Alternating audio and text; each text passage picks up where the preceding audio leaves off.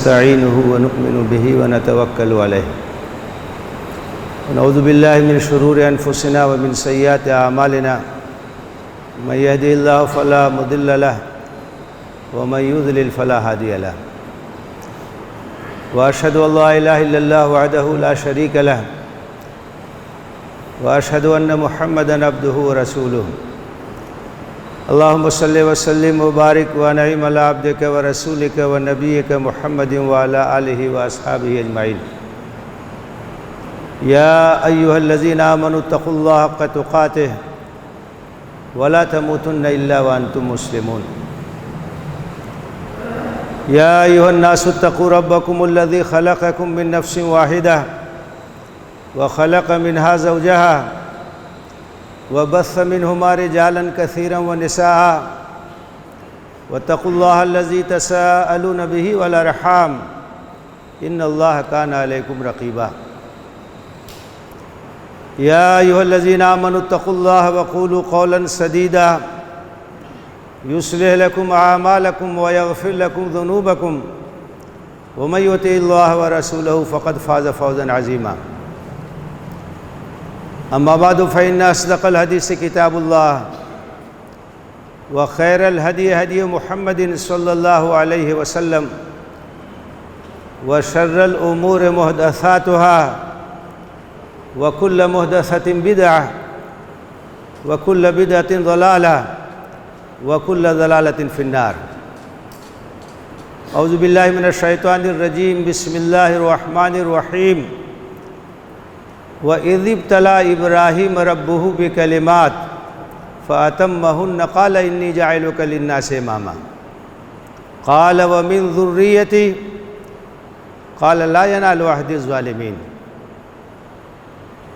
اور یاد کرو وہ وقت جب کہ ابراہیم کے رب نے چند احکامات کے ذریعے ان کو آزمایا اور وہ اس میں کھرے اور پورے اترے تو اللہ تعالیٰ نے فرمایا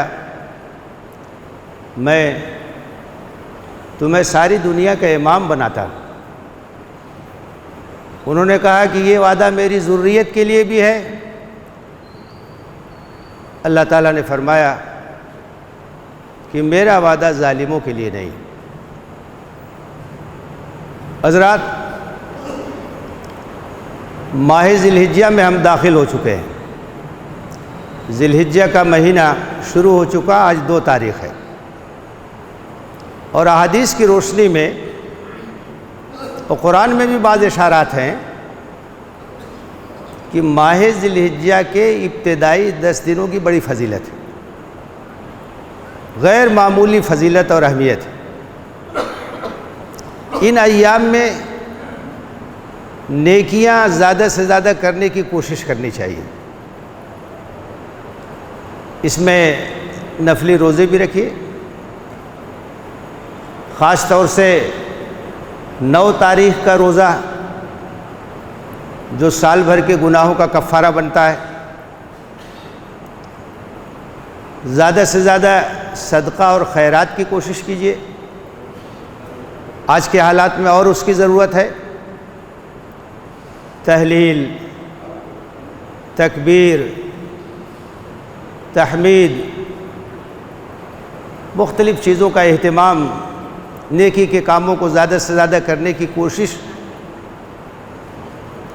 ان ایام کی فضیلت غیر معمولی ہے، تو ان کو غنیمت سمجھنا چاہیے۔ عام طور سے ہمارے سماج میں ان ایام کی اہمیت سے ناواقفیت ہے، غفلت ہے، اور اس کو ٹھیک طور سے ہم استعمال کرنے کی کوشش نہیں کرتے، جبکہ ان کی بہت اہمیت ہے، بہت فضیلت ہے۔ اس کا اہتمام کرنا چاہیے، اس کی کوشش کرنی چاہیے۔ حضرت ابراہیم علیہ السلام سے ہمارا رشتہ بہت مضبوط، بہت مستحکم ہے، اور حضرت ابراہیم کے راستے اور طریقے پہ چلنے کی ہمیں تاکید کی گئی۔ ملت ابیکم ابراہیم، اپنے جد امجد ابراہیم کے راستے کو اختیار کرو۔ ہوا سماکم المسلمین، انہوں نے تمہارا نام مسلمان رکھا، انہوں نے امت مسلمہ کے لیے دعا کی ہزاروں سال پہلے، نبی آخر الزماں کے لیے دعا کی۔ سورہ بقرہ میں تذکرہ ہے وَإِذْ يَرْفَعُ إِبْرَاهِيمُ الْقَوَاعِدَ مِنَ الْبَيْتِ وَإِسْمَاعِيلُ، یاد کرو جب کہ ابراہیم اور اسماعیل مل کر کے خانہ کعبہ کی دیواروں کو اٹھا رہے تھے، اس کی بنیادوں کو اٹھا رہے تھے۔ خانہ کعبہ تو بہت قدیم، اس کے نشانات مٹ گئے تھے، عمارت منہدم ہو گئی تھی۔ حضرت ابراہیم اور حضرت اسماعیل علیہ السلام نے انہی بنیادوں پر ان کو اٹھایا۔ قرآن کی صراحت کے مطابق اس سرزمین پر اللہ کی عبادت کے لیے پہلا جو گھر بنایا گیا وہ کعبۃ اللہ، خانہ کعبہ۔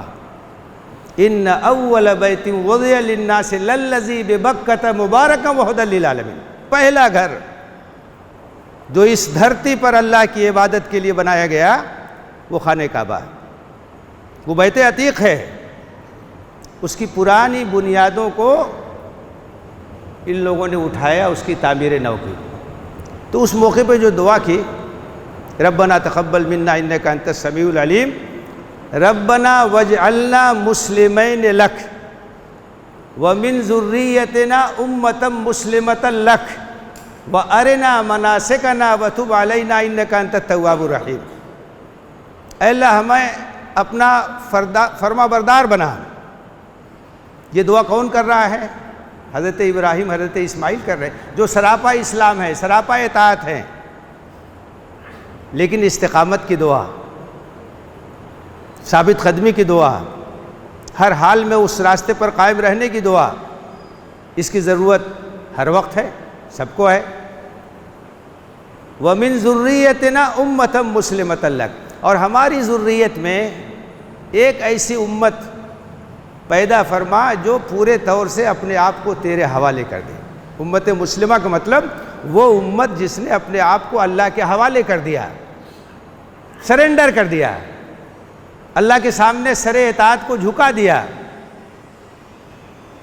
یہ دعا حضرت ابراہیم اور حضرت اسماعیل نے ہزاروں سال پہلے کی تھی، اور انہی کی ذریت سے امت مسلمہ برپا ہوئی۔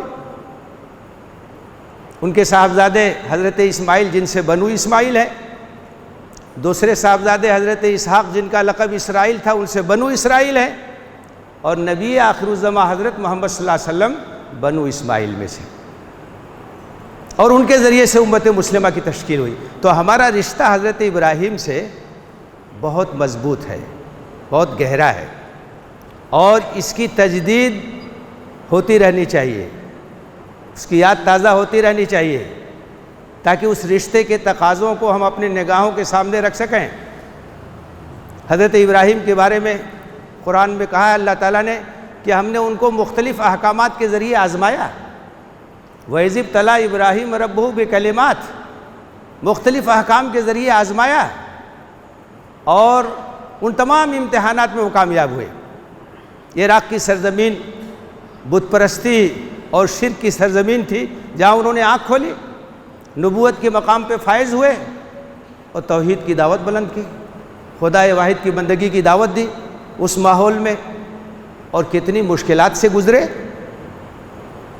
آگ کے الاؤ میں بھی ڈالا گیا، آپ ہجرت کا مرحلہ آیا، وہاں سے نکلے، اور مصر اور عراق اور شام اور فلسطین اور حجاز مختلف علاقوں میں گئے، اور اپنی ذریت کے مختلف لوگوں کو مختلف مقامات پہ بسایا، تاکہ توحید کا کام، دعوت کا کام ہر علاقے میں ہوتا رہے۔ حضرت لوط علیہ السلام کو کہیں بسایا، فلسطین کے علاقے میں، حضرت اسماعیل کو حجاز میں لا کے بسایا۔ تو جب ان تمام امتحانات میں، جس میں سب سے بڑا امتحان وہ تھا جب بیٹے کی قربانی کا اشارہ ہوا، اس کے لیے تیار ہو گئے، تو اللہ تعالیٰ نے کہا کہ تمام امتحانات میں آپ کامیاب ہیں، آپ نے یہ ثابت کر دیا ہے کہ آپ کے دل میں سب سے بڑھ کر کے اللہ کی محبت ہے۔ تو اللہ تعالیٰ نے ان کو سارے عالم کا امام بنا دیا، انی جاعلک للناس اماما۔ آج آپ دیکھیے جو بھی مذاہب ہیں، جس شکل میں بھی ہیں، جو آسمانی مذاہب ہیں، چاہے یہودیت ہو چاہے مسیحیت ہو، اسلام تو اپنی اصلی شکل میں ہے، سب کی نسبت حضرت ابراہیم سے جڑتی ہے۔ پیشوائے عالم ہیں، سارے عالم کے سربراہ ہیں۔ انہوں نے کہا کہ میری نسل کے لیے بھی یہ وعدہ ہے۔ اللہ تعالیٰ نے کہا کہ جو شکر گزار ہوں گے ان کو تو سرخروئی حاصل ہوگی، لیکن جو ظلم کریں گے، ناشکری کریں گے، سرکشی کریں گے، نافرمانی کریں گے، ایسے لوگوں سے میرا کوئی وعدہ نہیں۔ تو حضرت ابراہیم اور ان سے جو ہماری نسبت ہے اور ان کی زندگی کا جو سب سے بڑا پیغام ہے، اس کو ہمیں یاد رکھنا چاہیے۔ وَمَن يَرْغَبُ عَن مِّلَّةِ إِبْرَاهِيمَ إِلَّا مَن سَفِهَ نَفْسَهُ، ابراہیم کے راستے سے کون منہ موڑ سکتا ہے سوائے اس کے جو نادان ہو۔ وَلَقَدِ اسْتَفَيْنَاهُ فِي الدُّنْيَا، ہم نے دنیا میں ان کو منتخب کیا۔ وَإِنَّهُ فِي الْآخِرَةِ لَمِنَ الصَّالِحِينَ، اور آخرت میں بھی وہ صالحین میں سے ہیں۔ راستہ کیا ہے؟ ان کی زندگی کا سب سے بڑا مظہر کیا ہے؟ اذ قال له ربه اسلم قال اسلمت لرب العالمین، جبکہ ان کے رب نے ان سے کہا کہ اپنے سر اطاعت کو جھکا دو، تو انہوں نے کہا کہ میں نے رب العالمین کے سامنے اپنے سر کو جھکا دیا۔ سراپا تسلیم، سراپا رضا، اطاعت، فرما برداری، جو بھی حکم ہو ہر چیز کے لیے تیار۔ حضرت ابراہیم کی زندگی کا جو سب سے بڑا سبق ہے وہ تسلیم و رضا، اطاعت و فرما برداری، قربانی، اللہ کے احکام کے سامنے اپنی گردن کو جھکا دینا۔ یہی حضرت ابراہیم کی ملت ہے، یہی ان کی سنت ہے، یہی ان کا طریقہ ہے، اور یہی ان کی زندگی کا پیغام ہے۔ اسی کو اختیار کرنے کی ہمیں بار بار تاکید کی گئی۔ اور حضرت ابراہیم علیہ السلام سے اپنے اس نسبت کا جو تقاضا ہے اس کی یاد دہانی کے لیے، اس کو تازہ رکھنے کے لیے حج کا رکن ادا کیا جاتا ہے۔ دنیا سے مختلف مقامات کے لوگ وہاں پہنچتے ہیں، ذی الحجہ کی ہی متعین تاریخوں میں حج کے مناسک ادا کرتے ہیں۔ وہ خانہ کعبہ جس کی دیواروں کو اٹھایا تھا حضرت ابراہیم و اسماعیل نے، اس کا طواف کرتے ہیں۔ وہ حجر اسود جو ایک تاریخی علامت ہے، اگر موقع ملتا ہے تو اس کا بوسہ لیتے ہیں، اس کا استلام کرتے ہیں، مقام ابراہیم کے پیچھے نماز پڑھتے ہیں، صفا مروہ کے درمیان سعی کرتے ہیں۔ آپ سوچئے کسی بندہ مومن کے لیے اس سے بڑھ کر کے کوئی خوش نصیبی نہیں ہو سکتی کہ جس گھر کی طرف رخ کر کے زندگی بھر نماز پڑھتے ہیں اس گھر کو اپنی آنکھوں سے دیکھیں۔ اس کی جو کیفیت ہے، اس کی جو لذت ہے، وہ بیان نہیں کی جا سکتی ہے، وہ محسوس کرنے سے تعلق رکھتی ہے۔ جن کو اللہ موقع دیتا ہے وہاں پہنچتے ہیں، اس گھر کو دیکھتے ہیں، وہ گھر پوری ایک تاریخ ہے۔ انبیاء کا ہاتھ ہے اس کی تعمیر میں، اس گھر کا طواف کس نے کیا ہے۔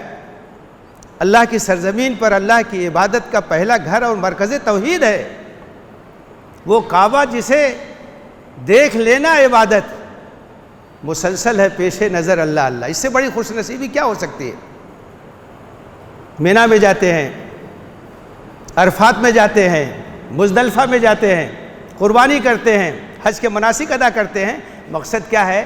حضرت ابراہیم سے جو ہمارا تعلق ہے وہ تعلق تازہ ہو جائے، یاد رہے کہ ہم ملت ابراہیمی کے پیرو ہیں،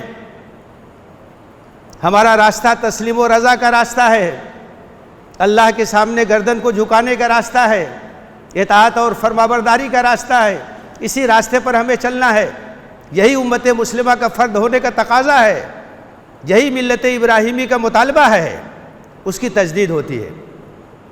لیکن میرے بھائیوں، بزرگوں، سب لوگ وہاں نہیں پہنچ سکتے ہیں، صاحب استطاعت لوگ ہی وہاں پہنچتے ہیں، اور دنیا بھر میں جہاں جہاں اہل توحید رہتے ہیں سب کی ضرورت ہے کہ حضرت ابراہیم سے اپنی نسبت کو تازہ کریں۔ تو اس کے لیے انتظام کیا ہے؟ قربانی۔ اللہ کے رسول صلی اللہ علیہ وسلم سے پوچھا گیا کہ یہ قربانی کیا ہے؟ اللہ کے رسول، آپ نے کہا سنت ابیکم ابراہیم، یہ تمہارے جد امجد ابراہیم کی سنت ہے، یہ قربانی اسی عہد کی تجدید ہے حضرت ابراہیم نے جو قربانی پیش کی تھی، اپنے نوجوان بیٹے کو اللہ کے اشارے پر قربان کرنے کے لیے تیار ہو گئے، بوڑھا باپ قربان کرنے کے لیے تیار ہو گیا، نوجوان بیٹا قربان ہونے کے لیے تیار ہو گیا۔ اس کا منظر جو قرآن میں کھینچا گیا ہے، اس کے لیے جو الفاظ استعمال کیے گئے ہیں، فَلَمَّا أَسْلَمَا وَتَلَّهُ لِلْجَبِينِ، جب وہ دونوں باپ اور بیٹے اسلام کا پیکر بن گئے۔ اسلام تو یہی ہے کہ اللہ کا جو حکم ہے اس کو مان لے۔ آپ ذرا سوچئے، بوڑھا باپ قربان کرنے کے لیے تیار ہو گیا، نوجوان بیٹا قربان ہونے کے لیے تیار ہو گیا۔ قرآن کہتا یہی اسلام ہے۔ فلما اسلما، جب وہ دونوں باپ اور بیٹے تسلیم و رضا کا پیکر بن گئے، سر اطاعت کو جھکا دیا اور ان کو زمین پہ لٹا دیا، تو اللہ تعالیٰ نے کہا یا ابراہیم قد صدقت الرؤیا، خواب پورا ہو گیا۔ بیٹے کا خون بہانا مقصود نہیں تھا، دیکھنا یہ تھا کہ میری محبت زیادہ ہے کہ بیٹے کی محبت زیادہ ہے۔ باپ بیٹے کو قربان کرنے کے لیے تیار ہو گیا، اللہ نے اعلان کیا کہ امتحان پورا ہو گیا، حضرت اسماعیل کو بچا لیا گیا۔ وَفَدَيْنَاهُ بِذِبْحٍ عَظِيمٍ، ذبح عظیم کے بدلے میں بچا لیا گیا۔ اس وقت ایک میڈھا قربان ہو گیا، اور اس کے بعد سے قیامت تک کے لیے قربانی کی سنت جاری کر دی گئی۔ میرے بھائیوں، میرے بزرگوں، جو قربانی آپ ایام قربانی میں پیش کرتے ہیں، یہ اسی ذبح عظیم کا حصہ ہے، یہ حضرت اسماعیل کا فدیہ ہے۔ اس جذبے کے تحت قربانی کیجیے، آپ بھی اسی سلسلے کی ایک کڑی ہیں، آپ کی قربانی بھی اسی سے جڑ رہی ہے۔ وَفَدَيْنَاهُ بِذِبْحٍ عَظِيمٍ، یہ ذبح عظیم جو اس میڑھے سے شروع ہوا قیامت تک جاری رہے گا، یہ سب فدیہ اسماعیلی ہے۔ حضرت اسماعیل کو بچایا گیا، جس فدیے کے بدلے میں آپ بھی اس کا حصہ ہیں، آپ کی قربانی بھی اس کا حصہ ہے، اور قیامت تک جو قربانیاں ہوں گی سب اس کا حصہ ہے۔ اس احساس کے ساتھ قربانی کیجیے۔ قرآن میں کہا گیا ہے لَن يَنَالَ اللَّهَ لُحُومُهَا وَلَا دِمَاؤُهَا، قربانی کے جانوروں کا گوشت اور اس کا خون اللہ کے پاس نہیں پہنچتا ہے، وَلَٰكِن يَنَالُهُ التَّقْوَىٰ مِنكُمْ، تمہارا تقویٰ، تمہارا جذبہ، تمہاری نیت، تمہارا ارادہ، تمہارا اخلاص، تمہارا احساس، تمہارا جذبہ فدائیت، یہ اللہ کے پاس پہنچتا ہے۔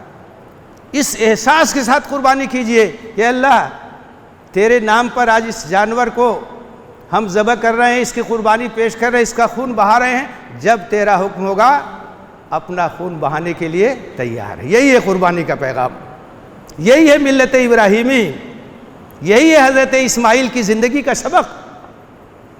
باپ اور بیٹے نے جو قربانی کی مثال قائم کی تھی، اسی سنت کی یاد یہ ہماری قربانیاں ہیں۔ اس لیے اصل اہمیت ہماری نیتوں کی ہے۔